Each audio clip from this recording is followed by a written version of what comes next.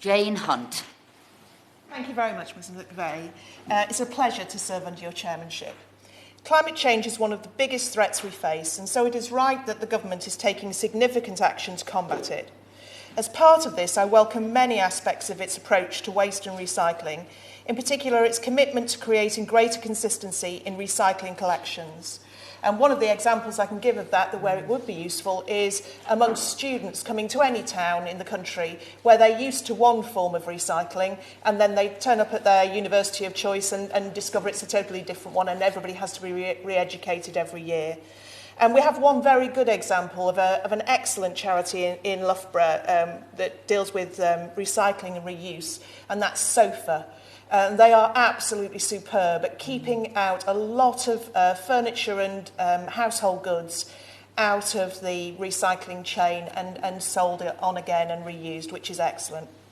There is, however, one aspect of the government's approach to waste and recycling which I think needs to be revised, and I certainly support my good friend, the member for Carshalton and Wallington, in his comments earlier on. I've made clear in previous debates and correspondence with ministers my concern regarding the building of new incinerators due to the impact they have on the environment and the health of local communities around them.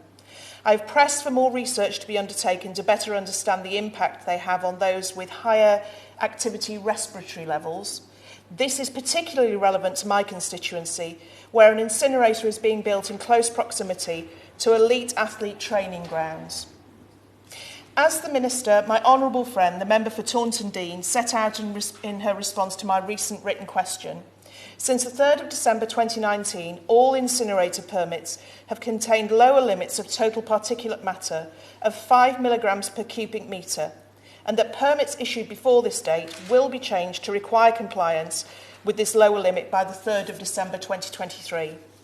While this is welcome, and it is very welcome, I would ask that incinerators which have been issued permits but are currently under construction should also have to comply with this lower limit from the outset.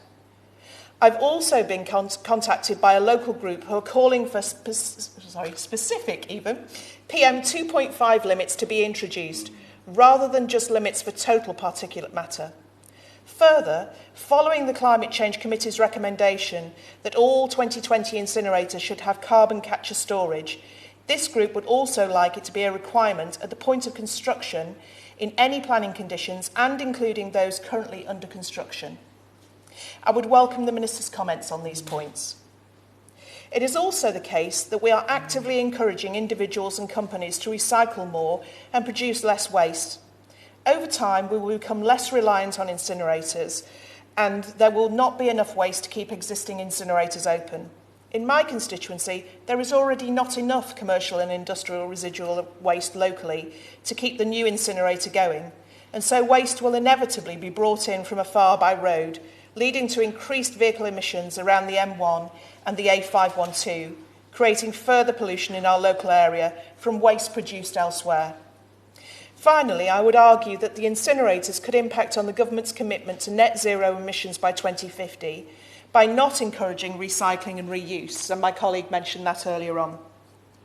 If we are to achieve this ambitious target, we must work to reduce emissions from all sources. Thank you.